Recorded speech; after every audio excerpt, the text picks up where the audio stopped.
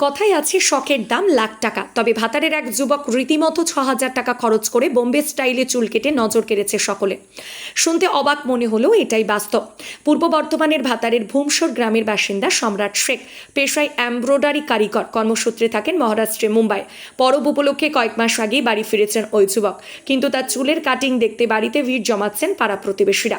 রাস্তা দিয়ে ওই যুবক বের হলেই পথচারীরা তার চুল কাটিংয়ের স্টাইল দেখে মুখ ফেরাতে পারছেন না। এদিন ভাতার বাজারে তার দেখা মিলল, পথচারীরা এক ঝলক তার চুল কাটিং দেখে মন ভরাচ্ছেন। সম্রাটের বলেন যে বোম্বে স্টাইলে তার এই চুল কাটতে খরচ হয়েছে ৬,০০০ টাকা। ৬ মাস আগে মুম্বাই এমনই অদ্ভুত স্টাইলে চুল কাটিং করেছে সে। আগামী ৬ মাস ধরে তার চুলের স্টাইল এরকমই থাকবে বলে জানান সে। আর সম্রাটের স্টাইলে চুল কাটাতে উঠতি যুবকরাও সেলুন খুঁজে বেড়াচ্ছেন ভাতারের বিভিন্ন প্রান্তে। ভাতার থেকে শেখ মিলনের রিপোর্ট, পূর্ব বর্ধমান। কি নাম হবে তোমার? সম্রাট কি? সম্রাট শেখ। বাড়ি এই চুলের ছাট কোথায় করেছো? মুম্বাইতে। কত খরচ হয়েছে?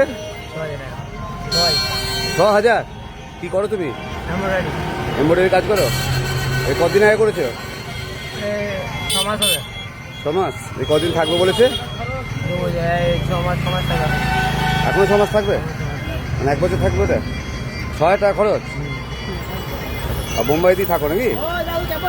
বাড়ি ভূমসর। বুড়ি চিন্তা করবে না, মারা থাকো। বুড়ি চিন্তা করবে, থাকো। মানে পরব উপলক্ষে করেছিল নাকি তখন? বাড়ি যাবে না।